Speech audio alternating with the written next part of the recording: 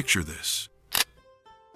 You're standing face to face with a medieval Crusader knight in his full battle gear, and you think your gym membership and weekend warrior training might give you a fighting chance. You're about to discover just how catastrophically wrong you are. This isn't some Hollywood fantasy where the good guy wins through heart and determination. This is cold, brutal reality where a man trained from childhood to be a killing machine is about to demonstrate exactly why medieval warfare was dominated by these armored monsters for centuries. You wouldn't last seconds against a Crusader, and here's why that's not an exaggeration. It's a simple statement of historical fact. Let's start with the most basic reality. A Crusader knight wasn't just some guy who picked up a sword and decided to go on an adventure.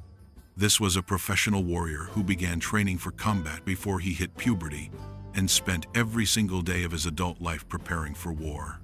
When you were learning to ride a bicycle, he was learning to control a 1,200-pound warhorse with his knees while wielding weapons that could cleave a man in half. The training regimen of a medieval knight would make modern special forces selection look like a casual fitness class. Nightly physical training included riding, fencing, horse jumping, dancing, wrestling, and running. And that was just the beginning. Knights trained by foot marching in full armor to get used to the weight, running and jumping over obstacles, carrying and pushing large and heavy objects, and throwing stones, lances, and javelins that were deliberately heavier than what they'd use in actual combat. Think about that for a moment. While you're struggling to bench press your body weight, this guy was throwing javelins that weighed more than actual weapons, just to build the strength needed to use real ones effortlessly in battle. He was jumping obstacles in 60 pounds of armor, not as a workout challenge, but as basic physical conditioning. But the physical training was just the foundation. The real terror begins when you understand what weapons this killing machine carried into battle. The weapons of a medieval knight in combat included the long sword, wooden lance with an iron tip, metal-headed mace, battle axe, and dagger. Trained since childhood and practiced at tournaments, the skilled knight could inflict fatal injuries on even an armored opponent. Let's talk about that sword first, because it's probably the weapon you think you might have some chance against. You're wrong. A medieval knight's sword wasn't the clumsy, heavy club that movies make it out to be. It was a perfectly balanced instrument of death, typically weighing between 2 and 3 pounds, designed for devastating cuts and precise thrusts that could punch through mail armor and into vital organs. More terrifying than the weight is the skill behind it. A Crusader knight didn't just swing his sword around hoping to hit something. He was trained in sophisticated combat techniques that had been refined over generations of battlefield experience. He could strike from angles you didn't know were possible, transition between offensive and defensive moves faster than you could blink, and deliver killing blows with surgical precision. But here's where it gets truly hopeless for you. He's not just carrying a sword. That lance he's holding isn't a glorified spear. It's a 12-foot-long missile designed to be couched under his arm and driven by the combined momentum of horse and rider into enemy formations. The impact force of a charging knight with a lance could punch through armor, lift a man clean off his feet, and kill him instantly even if the point didn't penetrate. And if the lance breaks or becomes unusable, no problem. He's got that mace hanging from his saddle, a metal-headed weapon designed specifically to crush armor and the bones beneath it. Medieval maces weren't just heavy clubs. They were precisely engineered instruments of destruction, with flanged heads that could concentrate tremendous force into small areas, turning plate armor into deadly fragments driven into their wearer's flesh. Still think you might have a chance? Let's talk about that battle axe. Medieval war axes weren't the big, clunky tools you see in fantasy movies. They were lightweight, perfectly balanced weapons that could deliver devastating cuts with minimal effort. A skilled knight could swing an axe with one hand while controlling his horse with the other, and each swing carried enough force to cleave through shield, armor, and bone. But perhaps the most terrifying weapon in the knight's arsenal was his training with the dagger. This wasn't just a backup weapon, it was the tool he used for close-quarters combat when everything else failed. Knights were trained in grappling techniques that would let them get inside an enemy's guard, pin them down, and drive a dagger through the gaps in their armor with lethal precision. Now let's consider the armor that's protecting this walking death machine while he's trying to kill you. Crusaders developed stronger and more effective armor, such as chainmail and plate armor, which offered increased protection to their soldiers. This isn't costume armor made for Renaissance fairs. This is military-grade protection that could stop arrows, deflect sword blows, and absorb impacts that would shatter bones. Medieval mail armor consisted of thousands of interlocking iron rings that created a flexible but incredibly strong protective layer. Mail, or chainmail, made of interlocking iron rings, which may be riveted or welded shut, gradually had small additional plates or discs of iron added to protect vulnerable areas. Every ring had to be individually forged and linked to its neighbors, creating a garment that could weigh 40 to 50 pounds, but distributed that weight evenly across the wearer's body. Later, Crusaders wore plate armor that was even more formidable. Contrary to popular belief, well-made plate armor wasn't clunky or restrictive. It was a marvel of medieval engineering that provided maximum protection while allowing remarkable freedom of movement. Medieval knights trained and worked out in full suits of armor, precisely because they needed to be able to fight effectively while wearing it. The psychological impact of facing an armored knight in battle cannot be overstated. Imagine confronting someone who looks like a walking tank, whose face you can't even see behind a steel helmet, who moves with deadly precision despite carrying 60 pounds of armor and weapons. The mere sight of a fully equipped knight was enough to break the morale of untrained soldiers. But it's not just the individual equipment that makes a Crusader knight so deadly. It's the way all these elements work together in the hands of someone who spent his entire life mastering their use. A knight didn't just learn to use each weapon in isolation. He learned to transition seamlessly between them as the tactical situation demanded. Picture a knight charging toward you on his warhorse. He starts with his lance couched, aiming for your center mass with a 12-foot spear backed by half a ton of horse and rider. If you somehow dodge that initial charge, which you probably wouldn't, he's already transitioning to his sword or mace before his horse has even finished passing your position. And that's assuming you're facing him on foot, which puts you at an almost impossible disadvantage. Medieval warfare was dominated by heavy cavalry, precisely because horses gave knights such overwhelming advantages in mobility, height, and psychological impact. A mounted knight could strike down at you from above, while staying mobile enough to avoid retaliation. The horse itself was often trained for combat, taught to strike with its hooves, bite enemies, and respond to its rider's commands even in the chaos of battle. Some war horses were trained to rear up and strike down with their front hooves, adding another weapon to the knight's arsenal that you'd have to worry about. Even if you somehow managed to unhorse the knight, which would require incredible luck and skill, you'd still be facing a professional warrior in full armor who had been trained extensively in ground combat.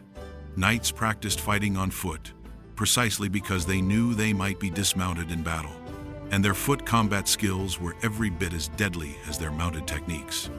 The physical conditioning required to fight effectively in armor was extraordinary. Knights would foot march wearing full armor to get used to the weight, building the strength and endurance needed to maintain combat effectiveness for hours, while carrying equipment that would exhaust most modern people in minutes. Medieval combat wasn't the prolonged sword duels you see in movies. It was typically brutal, short, and decisive. Knights were trained to end fights quickly and efficiently, using overwhelming force and superior technique to kill or incapacitate their opponents before they could mount an effective defense. The teamwork aspect of Crusader warfare makes your situation even more hopeless. Knights didn't fight alone. They operated as part of coordinated military units that had trained together and developed tactical approaches refined over generations of warfare.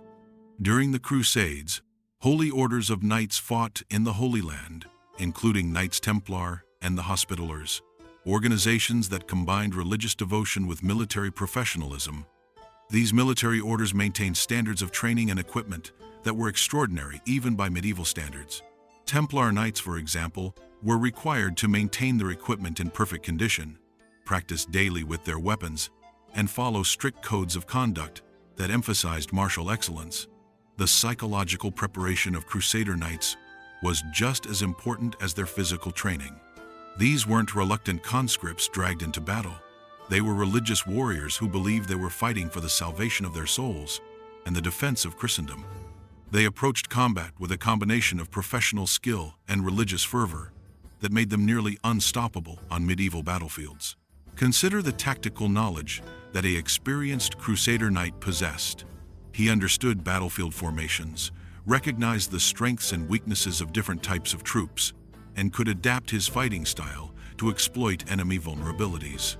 He'd fought against Muslim warriors who were themselves highly trained and experienced, surviving battles that killed thousands of less skilled fighters. The weapons training of a medieval knight was incredibly sophisticated. Sword fighting wasn't just about swinging a blade. It involved complex techniques for binding enemy weapons, creating openings in their defense, and delivering precise attacks to vulnerable points. Knights learned to read their opponent's movements, anticipate attacks, and counter with devastating efficiency. Even the dagger work was lethal beyond modern comprehension. Knights were taught to grapple with armored opponents, find gaps in their protection, and deliver killing strikes with surgical precision. They practiced these techniques constantly, developing muscle memory that would let them execute complex attacks even under the stress of mortal combat. The sheer physical presence of a Crusader knight was overwhelming. These weren't just trained fighters, they were often men selected for size and strength even before their training began. Medieval knights were typically larger than average for their time period, well-fed from childhood, and developed through years of physical conditioning into specimens of human combat capability. The equipment maintenance skills of medieval knights would impress modern military professionals. They had to understand the construction and repair of complex armor systems, maintain the sharp edges on multiple weapons, and care for war horses that were worth more than most people earned in a lifetime. This technical knowledge made them even more effective in combat because they understood exactly how their equipment worked and how to use it most effectively. But perhaps the most terrifying aspect of facing a Crusader knight is the psychological reality of confronting someone who has killed before many times. This isn't someone who learned martial arts at a local gym or practices target shooting on weekends. This is a professional killer who has survived battles where thousands of men died, who has looked into the eyes of other warriors as he ended their lives, and who approaches combat with the calm efficiency of someone for whom killing is simply another professional skill. The bottom line is simple and brutal. You wouldn't last seconds against a Crusader knight because you're essentially a civilian facing a medieval special forces operator who's been preparing for this exact moment his entire life.